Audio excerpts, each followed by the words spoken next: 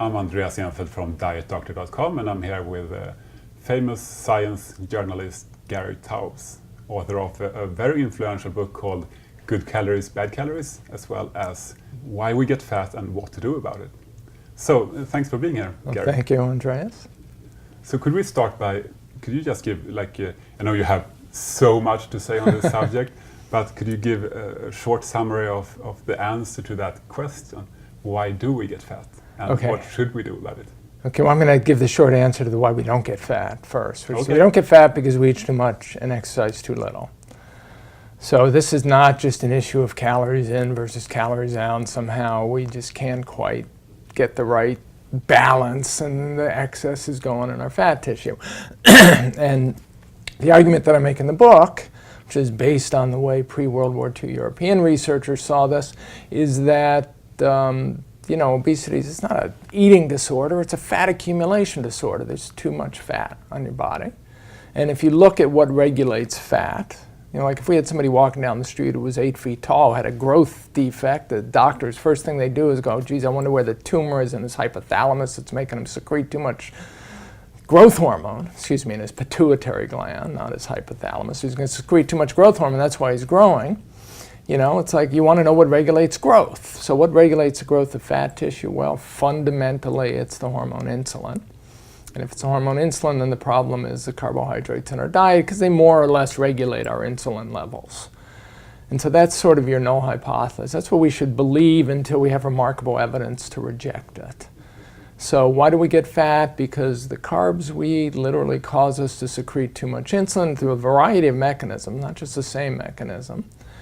And if we're secreting too much insulin, then we're storing calories as fat. The insulin's locking away. It's suppressing fatty acid oxidation in the lean tissue. And the net result is you get fatter. You get rid of the carbs, you get leaner. That's sort of the simplest possible explanation for this problem. Right, so what we should do, that's considering that, if you remove the carbs from the diet and you replace them with the one nutrient that doesn't stimulate insulin secretion, which is fat, you should get thinner. And lo and behold, we have like a 150-year history of very successful low carbohydrate diet books that remove the carbohydrates and replace them with fat. I mean, going back to the 1860s. Maybe that's not a coincidence, huh? Maybe it's not a coincidence. So it's sort of, just on that level, that's a pretty good reason to believe. And then, of course, you don't have to take my word for it. Anyone could try it for themselves. It's the great thing about weight problems. It's not like if you're trying to get a diet to prevent heart disease, you have to do it for 40 or 50 years and you still don't know when you get the heart attack or don't whether the diet did it. When you have a symptom, excess weight, you can do the intervention, remove the carbs, add back fat instead and see what happens. And hey, if nothing happens in 6 months, then either I'm wrong or it doesn't work for you. We don't know which, but certainly one of the two is true. But if it does work, it doesn't actually even matter if I'm right.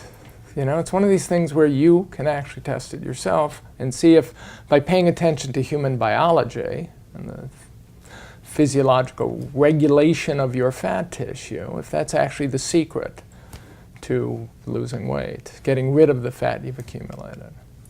So it's easy to test for yourself, and a lot of people are doing that, I'm sure, right now. Well, a lot of people are doing it, yeah. And a lot of people, again, it's hard to tell from our perspective. You probably get emails from people, you have these wonderful, successful emails. Excuse me. You get a lot of those? Again, it's hard to quantify a lot. Like, does Dean Ornish get a lot of them? That's always an interesting question. I have no idea. I want to say, Dean, do you get the kinds of emails I do where people say, thank you, I'd been obese for 30 years, I'd struggled, I couldn't understand, and then finally, I read Maybe you can print them out and see who has the biggest Well, you also have the type. Do they get a different type, Because that's the problem with, recently there's a very influential New York Times, used to be a food writer, now he's a health writer, Mark Bittman. Mark is wonderful. Cookbooks, kind of vegetarian, lean, bent in his diets, and he recently did a couple of blogs where he talked about how when he gave up dairy products and milk, his health improved remarkably.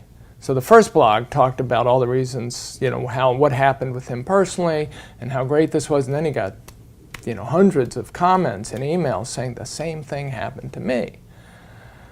And then his second column was, look how universal this phenomena is. And my argument is, he could have talked about how meeting space aliens had improved his Crohn's disease, and he'd have gotten thousands of emails saying, I met space aliens and they improved my Crohn's disease too. Because there's such a strong selection bias. You'll find anecdotes, huh? Yeah, it's just so you can find out maybe meeting space aliens does improve Crohn's disease, in which case if you can find one, you could find out for yourself. But it could be a placebo effect. And it could be a delusion. Maybe the Crohn's disease just happened to go in remission when you met the space aliens. So for that, you need a randomized controlled trial to find out if it works for you, even if it is a placebo effect, who cares? When it comes to low-carb diets, there are a few good randomized controlled trials, right? There are a lot of good randomized controlled trials. And well, I don't know how good they are, because they tend to be, actually I do know how good they are, and they're not very good. But under the caveat that they tend to be free-living studies, so somebody will get 200 subjects, randomize them into 2 groups or 3 groups, and one will be given the Atkins book and some counseling, and one will be given Ornish's book and some counseling, and one will be given like the AHA pamphlets, American Heart Association pamphlets, and then they'll be sent off into the world. And the problem is they don't particularly stay on the diets.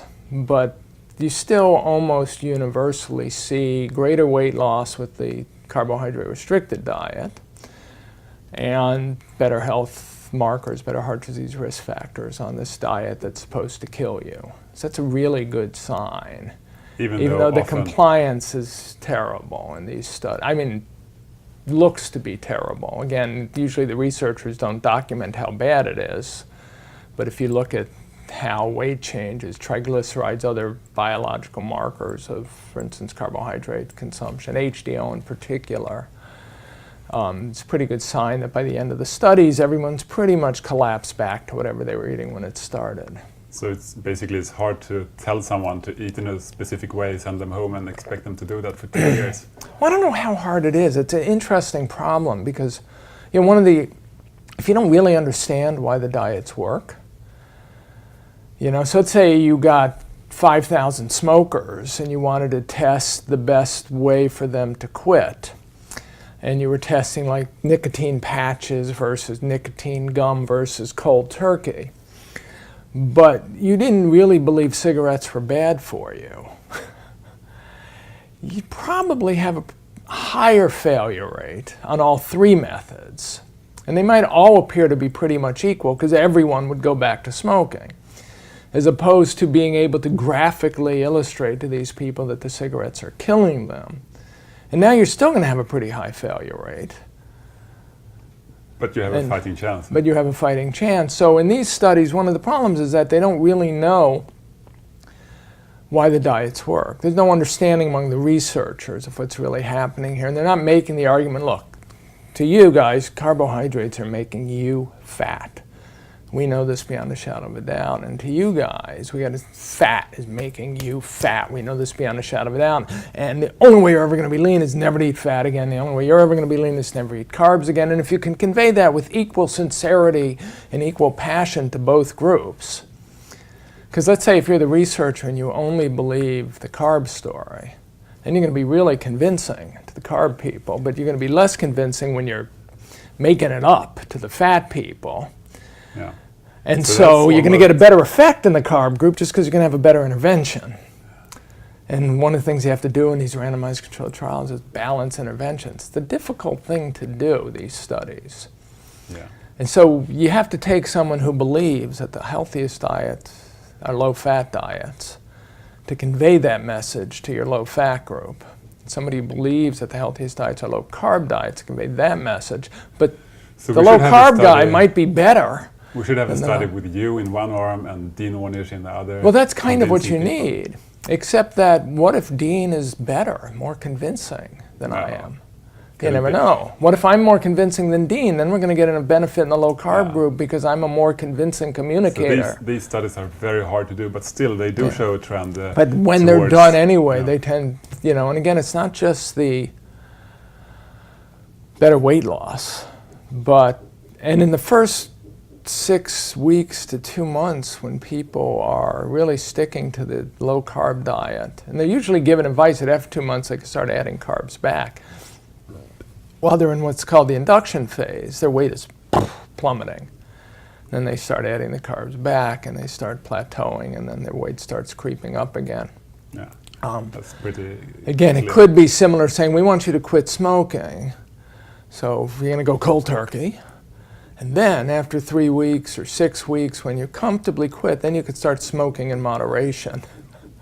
And good luck with that. And good luck with that, yeah. And these are the kinds of issues I address and why we get fat. Like, maybe it's better just to stick with the quit smoking, period. Even if 6 cigarettes a day is harmless and isn't going to give you lung cancer or heart disease, it could be a ticket back to smoking 2 packs a day, because these, once you open the door, you have problems. And so maybe for some people, complete abstinence is better. But this idea that carbs and insulin make you fat, that's kind of controversial still, and a lot of people are claiming that, in fact, insulin has nothing to do with weight gain. What do you say about that? Yeah, again, it's when I use the phrase "no hypothesis," like the simplest possible hypothesis is, we know that insulin to a great extent determines fat accumulation in fat cells. And we know that carbohydrates to a great extent determine insulin levels. Other protein stimulates insulin, and actually the more fat in the diet, the lower the insulin secretion. We also have this 100-some-odd-year history of the idea that carbohydrates are fattening and the success of carbohydrate-restricted diets. And so, to me, that should be the null hypothesis, the hypothesis that you need remarkable evidence to reject. Now, you can find studies in the literature that say effectively anything. One of the advantages I had as a science writer, if it was an advantage, was my second book was about, both my first 2 books were about the discovery of non-existent phenomena. And with the second book, this cold fusion phenomena, it was ludicrous on the surface. It was like 50 orders of magnitude greater effect than could be explained by physical law. So it almost could use it as an effective definition of impossible. And yet after one group professed to have discovered it, and another group started to try and steal it from them, other groups actually came up with replications. And they were all wrong.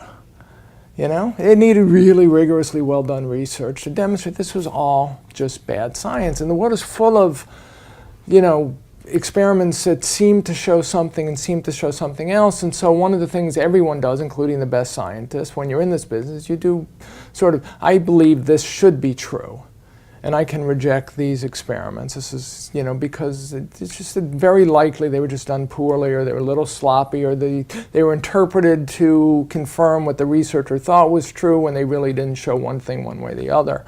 The null hypothesis is insulin's regulating fat accumulation. Nobody really disagrees with the role of insulin on fat accumulation. There are other hormones involved, obviously. Stress hormones are involved, sex hormones are involved, but the trigger from the diet, and you really want to get remarkable evidence to disprove that. And then the question is, what do you call remarkable? Right, so could I come up with a few objections? Sure. One that's often voiced is that insulin is really a satiety hormone. That's what a lot of obesity researchers believe. If you raise insulin, you feel satiety, you eat less. Oh yeah, and it's quite possibly true, and it makes a lot of sense that in the brain insulin is a satiety hormone. And if you infuse it into the cerebral spinal fluid of primates, which is what these experiments would do, it will suppress eating. But it makes perfect sense that a hormone that in the body works as an anabolic hormone to store fuels, in the brain as a negative feedback loop to say, hey, look, if we're storing fuels, that means we're eating, and we could, start the process of suppressing eating behavior because we know we're eating and we know we're doing the things we want to do with the fuel that we're getting. So this makes perfect sense. They two don't preclude the other. But when I was doing my research for good calories, bad calories, this idea that obesity that insulin is a satiety hormone, it took the group that came up with that idea, Steve Woods and I think Don Port and Michael Schwartz, They fought a terrific battle for like a decade to get the research community to accept it, and they eventually won. But what people forgot in the process was that in the body, in the periphery, insulin is a storage hormone. You know, and it is. There's no, to the point that I remember one interview I did in my book with the head of the Joslin Diabetes Center at Harvard Medical School, which is, you know, arguably the most preeminent diabetes research center in the world. And I asked him what the role of insulin was. And he said, well, it's a satiety hormone in the brain. And I said, no, but what about in the body? It's the fat storage hormone, among other things. And if you look at, you know, the Joslin's diabetes textbook, produced, you know, published by your diabetes research center, that's one of the roles it talks about. And, you know, you have this problem with type 2 diabetics that they get insulin therapy, they get fatter, independent of sort of increasing calorie consumption. And his response was, oh yeah, that's a good point, I kind of forgot about that. You know, so the idea that it's a satiety, yeah, there's research showing it's a satiety hormone, but that doesn't negate, what you want to do is negate the research showing that it's a fat storage hormone as well. So it could be both. Like a long-term fat storage. Yeah, I mean, but homeostatic feedback mechanisms, a hormone that does one thing in one place is likely to do an opposite thing, you know, to have a negative feedback loop. To which, you know, is a great design. Like, whoever designed that should get credit for it. But to consider what it does in the brain to negate what it does in the body is just sort of weirdly naive and is indicative of this kind of drunk in the streetlight approach to research, where you pay attention just to that one thing you're doing research on, and then you forget that there are all these other people, for example, the brain, and you forget that there's a body, and the problem is in the body. And, right. You know. So moving on to another common objection, not only carbs secrete insulin in the body, right? It's also if you eat a lot of protein, for example, whey protein, milk protein, is very insulinogenic, meaning it releases insulin in the body. Well, there's one study that everyone cites, the Jenny Brand-Miller study from the late 90s, where the protein sources they used were extremely low fat, because they were trying to, I assume they were trying to, you know, detect the effect from protein, and they got significant insulin secretion. But even that one group, when they published an article looking at mixed meals and insulin a decade later, showed, look, it's the protein effect basically washes out, and it's the presence of fat that suppresses insulin as much, or that tracks with low insulin secretion as much as the presence of carbs determines high insulin secretion. And more important question could be what causes insulin resistance. Because it's not just the insulin secretion that's a problem, it's the relative insulin sensitivity of the lean tissue to the fat tissue, it's the sort of different enzymes, the LPL distribution, there's a lot of variables involved in this.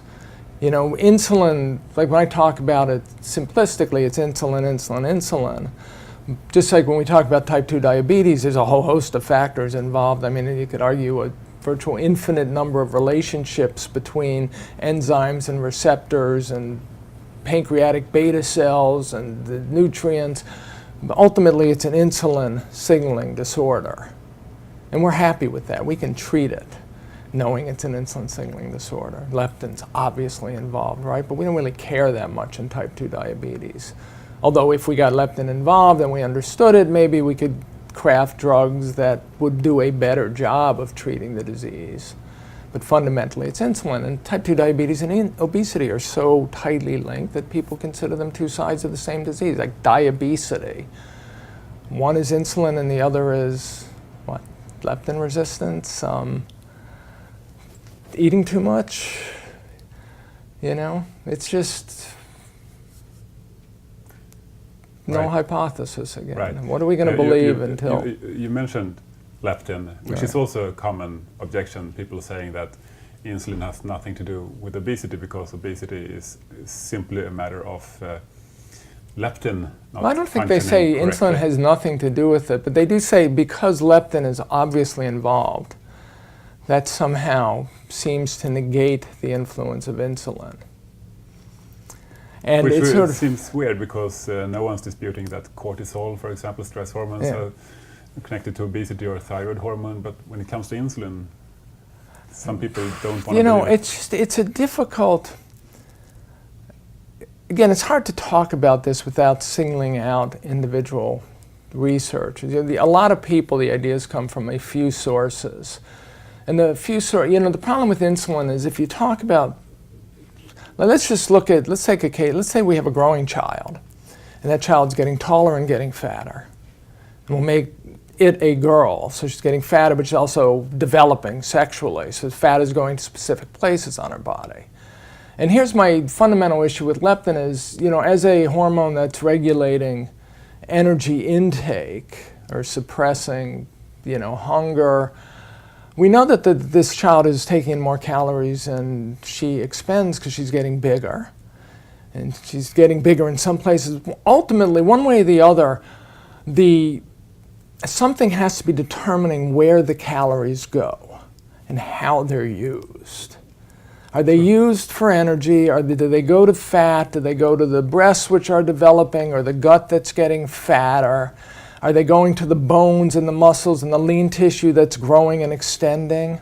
Something has to decide how the fuel is used. Just the idea that the body has some preset number. So it knows how much to spend on this growth issue and the sexual development issues, and what's left over gets to the fat. Seems to me kind of naive. At some level, the tissues themselves have to be taking what they need.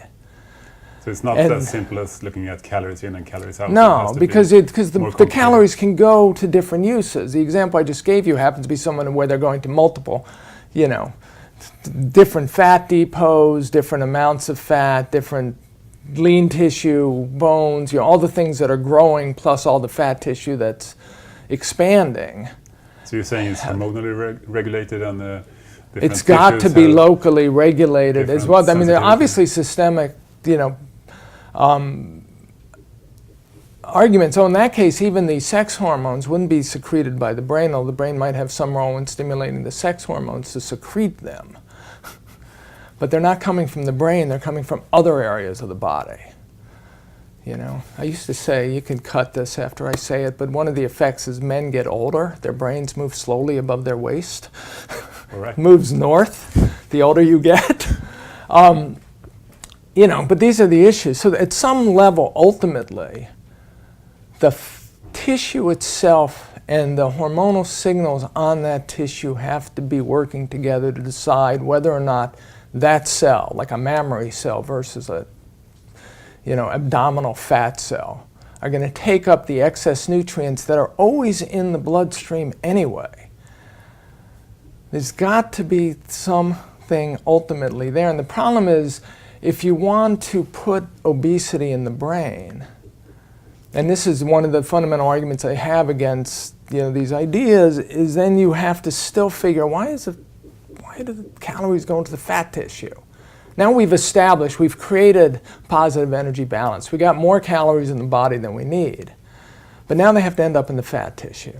Maybe there are like nerves going. Well, there are nervous system impulses that'll do it. So the central nervous system does play a role in fat accumulation, but so do these other hormones. So the tendency is to ignore, refute the other hormones, so you don't have to pay attention to that. So we can put everything in the brain, and then it becomes this full. There's a lot of beliefs in the field that played very useful roles to refute what the establishment research considered quackish ideas.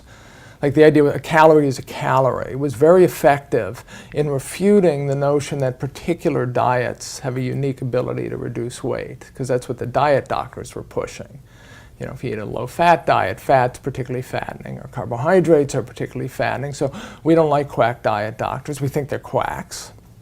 So if we argue that every calorie is identical, we can use that as an argument. But then they get in this trouble where even the research community tends to think sugar is pretty bad.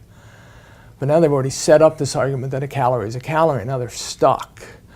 So now what do we say about sugar? Because we have we know it's metabolized differently than pure glucose or fat or protein. They're all metabolized differently, but we've established that the only effect they could have on obesity is through the energy they carry, and a calorie is a calorie.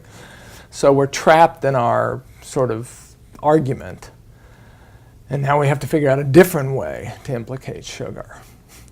that doesn't actually involve the biological effects of these compounds when they get into your body, like how your body metabolizes them and how it responds to them, which is crazy if you think about it. It's often said that liquid calories are sort of processed differently, like if you drink sugar, soda, Right. for example. It's not that the calories are different, it's just that it's in liquid form, and that makes it sort of Well, and different. this is one of the interesting things is, why shouldn't the speed of delivery have an effect on the body's response? You Good. know, if I lean on you, I could probably apply 50 pounds of pressure by, holding my hand up against you relatively gently for an hour. And the accumulative pressure will be 50 pounds of pressure. Or I could apply 50 pounds of pressure in a second by punching you. One's damaging, the other's not. I don't know if I have the units right there, by the way, of, It's a good impact. argument, I get it. But that's the thing. So it seems perfectly natural to assume that the speed of delivery, the speed at which these things hit your bloodstream, your liver, your pancreas are going to have an effect.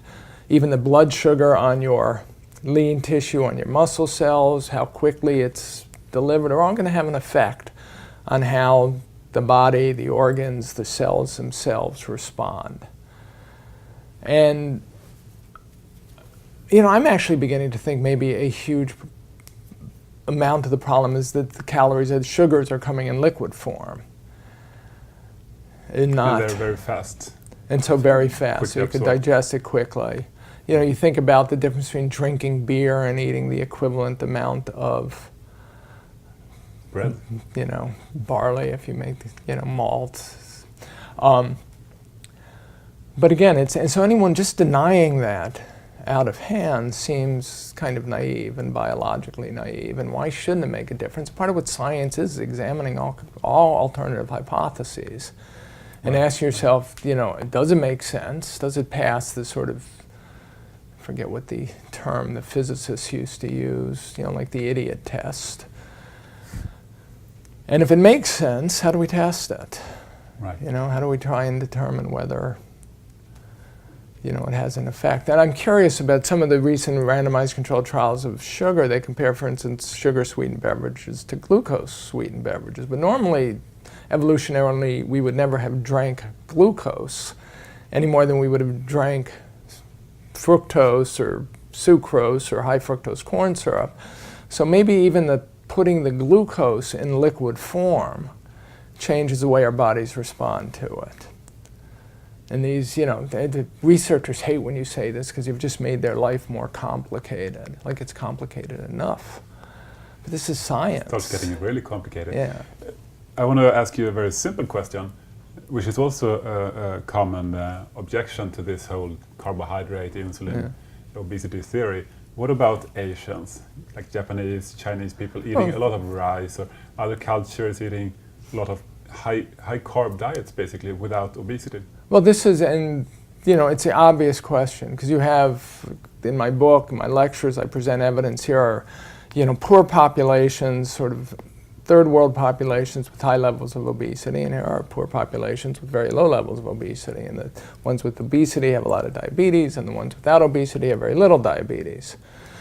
So the question is, how do they differ? And there are two things in which they differ. First, like the Asian populations eating high, for instance, a lot of rice, high carb diets, have been doing it for thousands of years. So maybe they had time to adapt.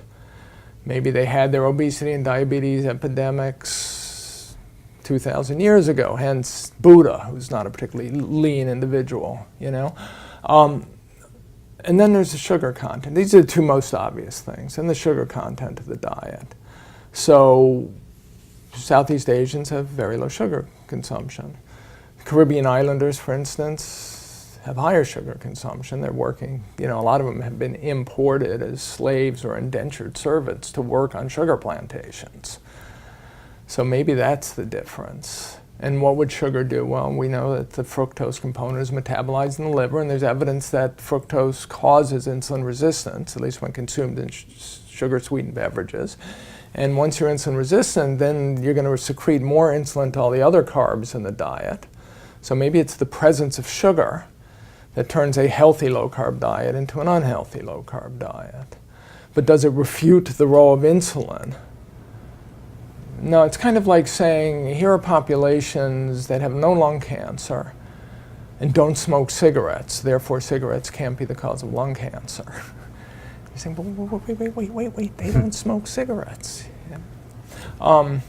Actually, that's a lousy metaphor, because a cigarette, you still need the sugar to trigger it, and we don't have something like that for cigarettes unless sugar causes cancer as well, in which case it would be interesting to see the Japanese, I do believe, have like the highest smoking rate in the world. I wonder what their lung cancer rates are like. Actually, one of the interesting findings I did while researching good calories, bad calories, is that the French women in the late 1990s had the 4th lowest rate of lung cancer of any population in which it was measured. And that's pretty amazing, because I lived in Paris in the 80s, not in the late 90s. And there was some smoking going on. There's a lot of cigarette smoking going on. Matter of fact, if I ever get to move back to Paris, I'll probably take up smoking again. But how could they have such low rates of lung cancer? When I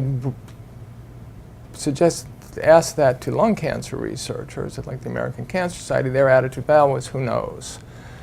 You know, it could be anything. My attitude, it's in the anomalous evidence data that you find that you can expand your theories and find out if your theories are right. So when you find something that doesn't fit with what you believe to be true, finding out why is very important to judging the worth of your theory. You know,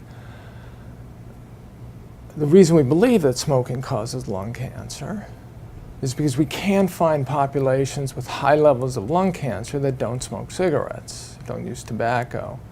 I mean, I don't know about asbestos workers and asbestos factories, but if we could find populations with high levels of obesity and diabetes that didn't consume sugar, that would be interesting. Now you've started to refute the theory. I personally don't. Population? No, but they could be out there. That's a refutation. That's a black swan.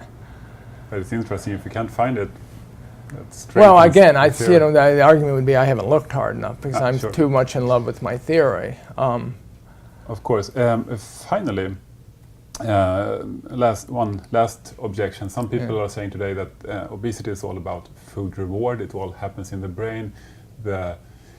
Some foods have high reward values, meaning that we can't basically stop eating them and we eat too much, while other foods are... Is that what food reward means? I'm not too sure I understand what food reward means, but I think the people who think they understand would argue that that's... Tell me what... One of the things food reward does, but one of the things you have to be able to explain is obesity in populations that are food deprived. You know, poor populations with a lot of malnutrition, some starvation, and yet, for instance, obese mothers. So you can argue that they could not have been eating too much of a food because they didn't have enough food available. So, and a lot of obese people aren't out there at McDonald's sucking down 32-ounce sodas because they can't stop themselves. They can stop themselves, but they're still obese. So you need a theory of obesity that doesn't require having excess rewarding food around, to me. And you need a theory of obesity that doesn't require that we define a food as rewarding by the presence of obesity in that population. So, you know, one of the things we all hear is people who go on paleo diets or very low carb diets. You know, I find porterhouse steaks lathered in butter very rewarding, and I could eat enormous quantities of them. And I won't get fat. At least I don't believe I'll get fat. So why isn't that rewarding? And say the equivalent amount of ice cream is. And if it's because, and then let's say I will get fat on the ice cream, I'm going to assume I will, and I don't eat it anymore, so I don't know, but I used to, and I used to be fatter. So what's the difference between the two? Is it their effect in the brain, that the ice cream is rewarding and it's signaling my hypothalamus there's a lot of rewarding food out there, so expand my fat stores, which is possible. But then we have to know why the fat stores are expanding. Like, what is the hypothalamus doing? Is it central nervous system connections? It doesn't have to use any hormones? It's raising the set point, some people saying. Okay, so it's raising the set point. How is it doing it? I'm not quite Is sure. it causing insulin levels to go up? Because the hypothalamus is hardwired to the pancreas through the vagus nerve, so it can stimulate insulin secretion. Leptin resistance. Could be increasing leptin resistance, which would, although I think it's a leptin resistance, again, it gets complicated. But the problem is, let's say we have this hypothesis that some foods are uniquely fattening. Other foods aren't. So the foods that are fattening because they stimulate metabolic and hormonal effects in your body that work to store calories as fat. And we know that carb-rich, sugar-rich foods do this in different ways. Maybe those foods make us crave them. Okay, because if they're stimulating storage, they're not being available for oxidation, right? And we want to eat to get energy, in theory. So if we're not getting these fuels to oxidize because they're being locked away in storage, maybe we eat more of them to fill the void. So you could come up with a hypothesis that says foods that stimulate fat accumulation are foods that our body craves because they're foods that tend to get diverted to a source other than what we want to use them for. So we don't get the energy we need from them, so we have to eat more. And now we have to refute that hypothesis, because that's, to me, what science is. And maybe it can be done. But like I said, ultimately I want to know why these calories go into the fat tissue. So even if the food's very rewarding, cool, but why does it end up in the fat tissue? And we all know, and we've all had this experience personally, that a food that's rewarding when we're young, like a Coke when we're 20, won't make us fat. But now when we're 35, it might. So the rewarding properties haven't changed. But something's happened in the 15 years that we've gone from being 20 to 35. And this is a common experience with obese people, that they can't eat foods they used to be able to eat, or they can't eat the amount of food that they used to be able to eat. So what's changed? And is that changed in our brain, or is it changed in our body? The problem's in our body, so that would be the first place I would look. I mean, the fat is in the body. So what do you think?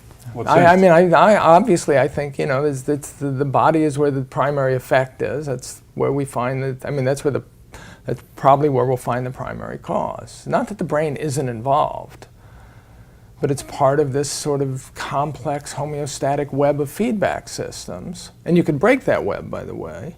So you could sever the hypothalamus and have a defective leptin read-in system, and you also have hypersecretion of insulin when you do that.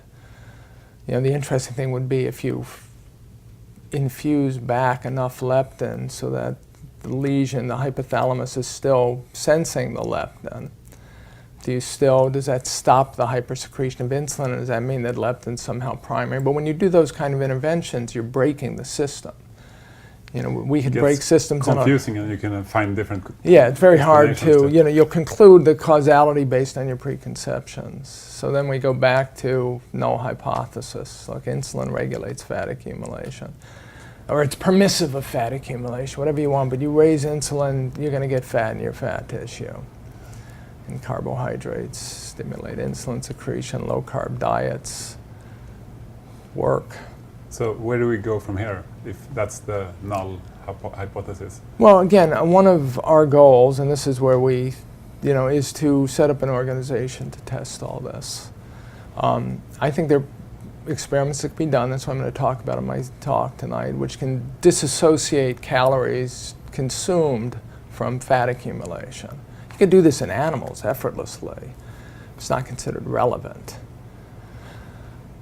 So let's do it in humans. Let's demonstrate, for instance, that you could increase or you could keep calorie intake constant and cause weight loss by changing the macronutrient content of the diet and doing it significantly enough that you've changed insulin signaling significantly.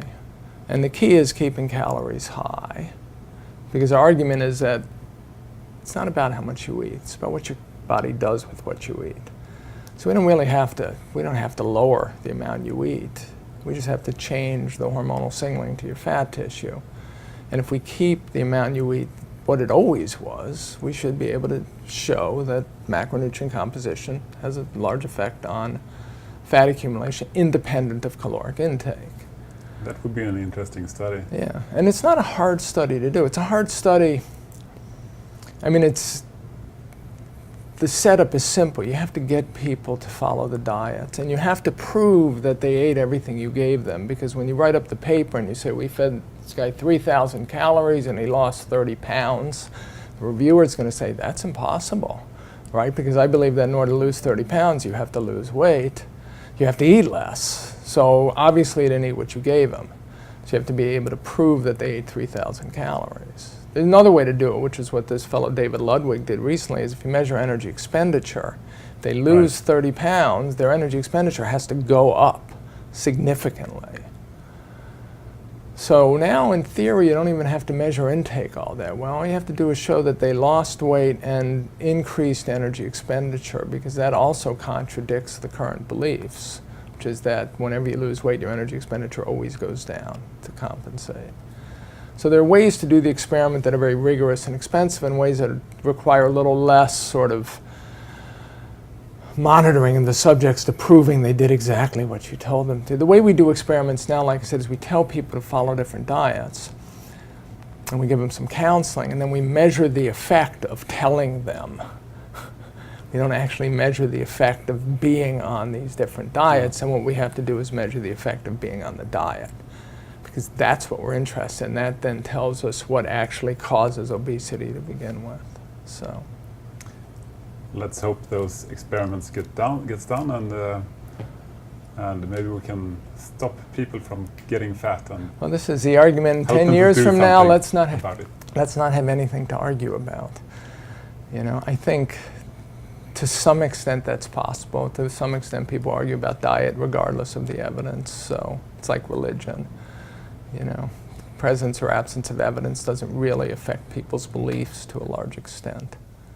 But people stopped smoking from the 1950s until now. Most people did anyway. So yeah, no, they did, and that's what we hope, that we can convince enough that if we're right, these experiments will confirm them, and then with the experiments and with enough sort of public advocacy, political, you know, getting people to really pay attention to this data, why these experiments were done, what the purpose was, get them to understand the experiments prior to the experiments being done, getting them to give us their feedback. So we can say, here's the experiment, you predict this will happen. You know, let's say I'm talking to a leading obesity researcher. You think this will happen, and we think this will happen. Let's assume we get this. How are you going to talk yourself out of it? What are you going to say we didn't do right? Here's the experimental details. Here's what we're going to measure. Here's how we're going to feed them. Here's how we're going to monitor them. You know, this is what we're going to be able to provide you as evidence. And now we're going to give you something that's equivalent of telling an atheist that proving to an atheist that God exists, or to a God-fearing person that he or she doesn't. Yeah, what's your response going to be? Because if we can figure out what you're going to criticize about the experiment in advance, which could be a correct criticism, could be a valid point, can we build that into the experiment so that at least we know that that point has been addressed as best we could? You know, let's build these things in advance. I know my own complaints about how these experiments are done, and it's very difficult when you're using real humans. You can't. But you can't get away from it, right? If you're going to prove what happens in humans, this is test it on humans. You know, what I learned in my history, you know, the advantage I had being a science journalist covering these non-existent phenomena. My 2 books are about non-existent phenomena. So I'm dealing with excellent experimental physicists, nuclear engineers, chemists. If an experiment isn't ironclad, you don't know you don't know how to interpret it. You know, you don't know if your preferred interpretation of the evidence is the correct one. You can suspect it, but you just don't know if it's true. And so how do you make these, and you can't do ironclad experiments with humans. And the world won't let that happen. And even if you could do it, it would, you know, treat them like geese that you're making foie gras out of. Then you're creating an artificial situation because you're constraining them so they can't be physically active. So the question is, how do you do it? Well, we do the very best job we can. So far, the jobs, people haven't cared. It's like they have a different, they really are concerned about this issue. Like if we tell somebody to follow this diet, will that be beneficial? They don't think that there's an issue about what causes obesity. Is it calories? That's not what they're interested in. So we got to get them to think differently as well. And to do that, we have to engage with them on a level where, we can sort of get them to understand the points that we've been making.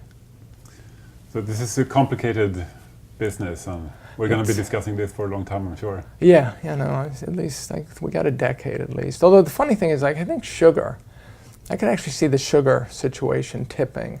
I mean, the power of the beverage industry and the sugar industry is so strong that it's hard to imagine the government's really getting behind it. But the idea that sugar is just bad for you, you shouldn't consume it, and your kids shouldn't consume it, I think that's going to tip. I think it is tipping. Like tobacco. Like tobacco, yeah. Let's hope. It's not like we can't buy cigarettes at every convenience store. We just don't buy them. Right. I was talking to a law professor at Berkeley who's been involved in the tobacco regulation for a long time, and he said, if we can get like 9-10% of smokers, that's the best like the smoking levels down to 9-10%, that's like the best you're ever going to do. You're never going to reach those last 10%. For whatever reason, they're just, and so if we can get sugar consumption down, but from smoking, that means they cut smoking by a third or so, maybe even 80% since the 1960s. If we can get sugar down by that level, that would be I think it would be a major public health breakthrough. I think so too. Yeah. Let's hope for it. Well, let's see what happens. You still have to do the research. Thank you so much for the interview. Well, thank you, Andreas.